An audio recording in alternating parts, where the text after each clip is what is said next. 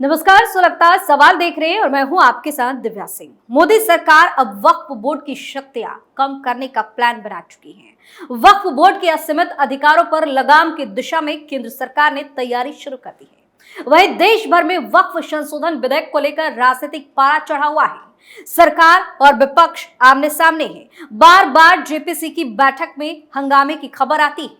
जब से ये मुद्दा सामने आया है, मुस्लिम नेताओं और मौलानाओं की बेचैनी बढ़ी हुई है। जमकर बयानबाजी हो रही है। मुस्लिम नेता तो अपने बयानों के जरिए समुदाय को भड़काने की कोशिश में लगे हैं। विपक्ष की ड्रामेबाजी भी लगातार देखने को मिल रही है। वक्फ बोर्ड से जुड़ी कई खबर सामने आ रही है, जिसके बाद बवाल और चर्चा तेज हो गया है।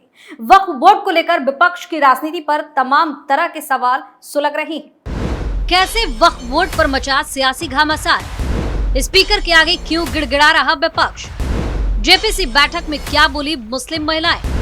कौन उठा रहा है सनातन बोर्ड की मांग? इन सवालों ने सियासी पारा हाई कर दिया है और विपक्ष की परेशानी बढ़ा दी है, क्योंकि एक के बाद एक अब वक्फ बोर्ड को खत्म करने की ही मांग उठ रही है और सनातन बोर्ड की मांग तेज हो रही है, जिससे मौलाना और मुस्लिम नेताओं की बौखलाहट बढ़ गई है। वहीं वक्फ विधेयक पर विचार कर रही संसद की संयुक्त समिति में शामिल विपक्षी सांसदों ने लोकसभा अध्यक्ष ओम बिरला से मुलाकात की। इस दौरान सांसदों ने संसदीय संयुक्त समिति की शिकायतों के बारे में लोकसभा अध्यक्ष को बताया। बैठक के बाद टीएमसी के सांसद कल्याण बनर्जी ने कहा कि जब हम बैठक में आते हैं तो बीजेपी नेता नहीं आते हैं। अगर हम वहां नहीं रहेंगे तो कोरम पूरा नहीं होगा। हम गंभीर और ईमानदार हैं। उन्होंने कहा कि लोकसभा अध्यक्ष से कई मुद्दों पर गंभीर चर्चा हुई। उन्होंने बहुत धैर्यपूर्वक हमारी बात सुनी। उन्होंने हमसे कहा है कि वे शिकायतों पर गौर करेंगे। इससे पहले विपक्षी सांसदों ने लोकसभा अध्यक्ष ओम बिरला को पत्र लिखा था। इसमें द्रमुक सांसद राजा, कांग्रेस के मोहम्मद जावेद और इमरान मसूद, एआईएमआईएम के असदुद्दीन ओवैसी, आम आदमी पार्टी के संजय सिंह और टीएमसी के सांसद कल्याण बनर्जी समेत विपक्षी सदस्यों के हस्ताक्षर थे। सांसदों ने भाजपा के अनुभवी सांसद जगदम्बिका पाल पर आरोप लगाया था कि समिति के अध्यक्ष ने बैठकों की तारीखें तय करने और समिति के समक्ष किसे बुलाया जाए यह तय करने में एक तरफा फैसला लिया है। उनका कहना है कि वे कभी-कभी समिति की 3 दिनों की लगातार बैठक बुला लेते हैं। उन्होंने कहा कि सांसदों के लिए बिना तैयारी के अपनी बात रखना व्यवहारिक रूप से संभव नहीं है।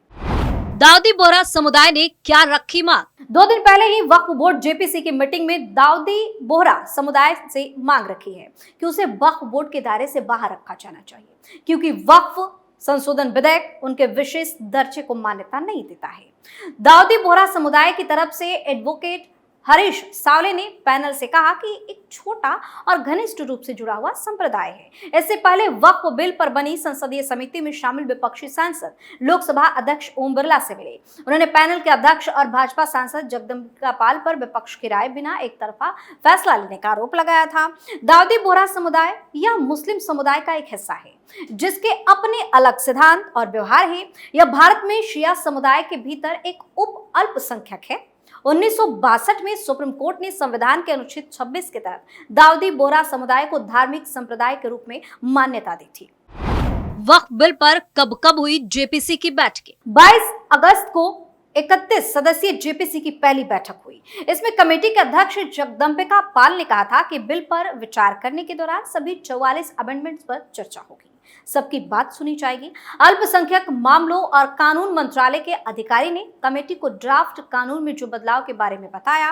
वहीं 30 अगस्त को विपक्षी सांसदों ने वॉकआउट कर दिया। दूसरी बैठक करीब 8 घंटे चली, जो 30 अक्टूबर को हुई। बैठक में ऑल इंडिया सुन्नी जमीयत उलेमाए और Indian Muslim for civil rights, Rajasthan Muslim Waqf, Delhi और यूपी सुन्नी वक्फ बोर्ड के विचारों को सुना गया।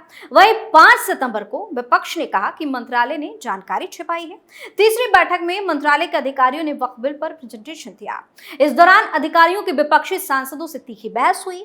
विपक्षी सांसदों ने आरोप लगाया कि प्रेजेंटेशन के दौरान सरकारी अधिकारी बिल पर पूरी जानकारी नहीं दे रहे थे। सबसे ज्यादा विरोध आप सांसद संजय सिंह और टीएमसी सांसद कल्याण बनर्जी ने किया।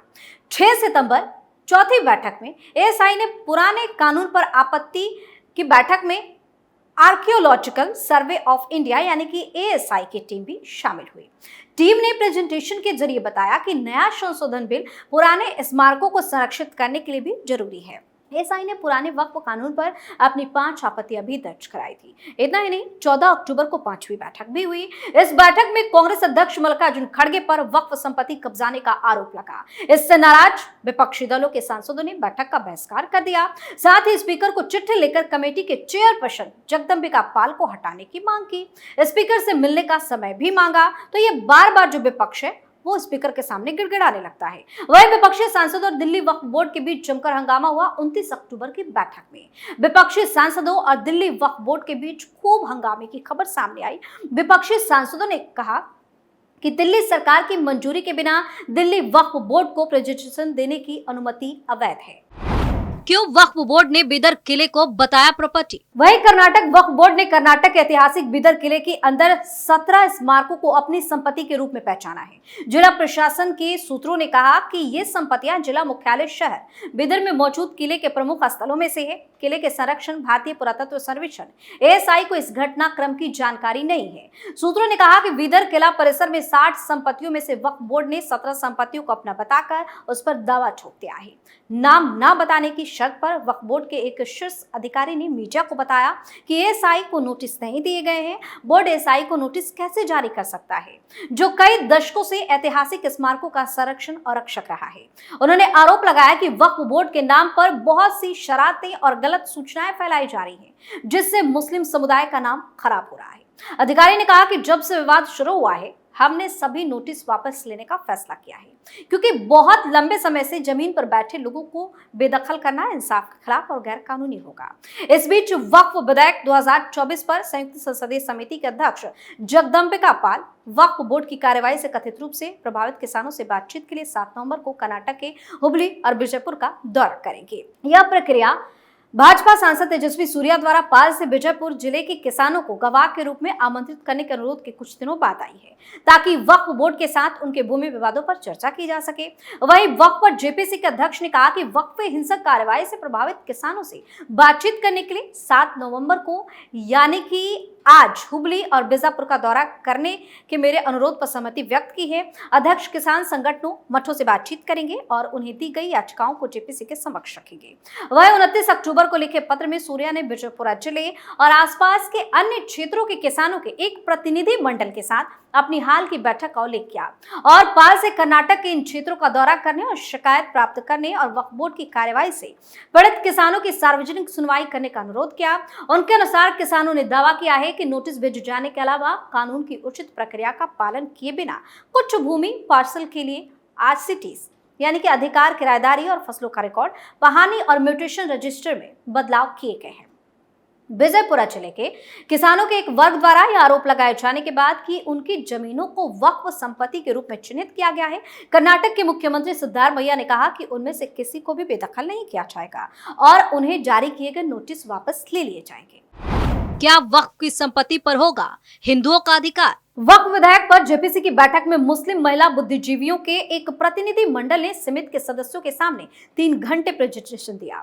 जेपीसी ने पहली बार बिल पर अपने विचार और सुझाव साझा करने के लिए शालिनी अली के नेतृत्व में एक मुस्लिम महिला प्रतिनिधि मंडल को आमंत्रित किया था।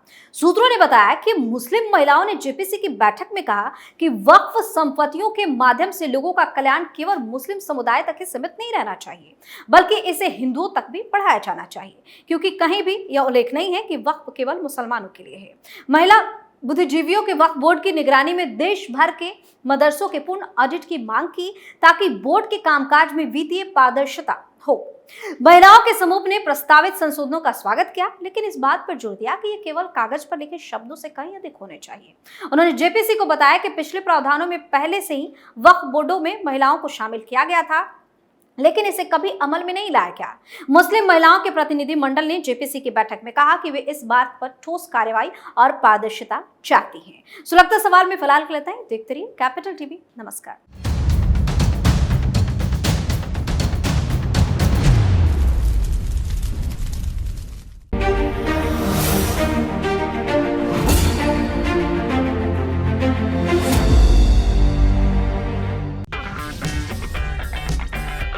अगर आपको हमारा वीडियो पसंद आया हो तो इसे लाइक करें, हमारे चैनल को सब्सक्राइब करें और हाँ, बेल आइकन दबाना ना भूलें ताकि आप तक हमारे वीडियो की नोटिफिकेशन पहुंचती रहे। आप अपना सुझाव हमें कमेंट बॉक्स में दे सकते हैं। हमारे साथ जुड़ने के लिए शुक्रिया।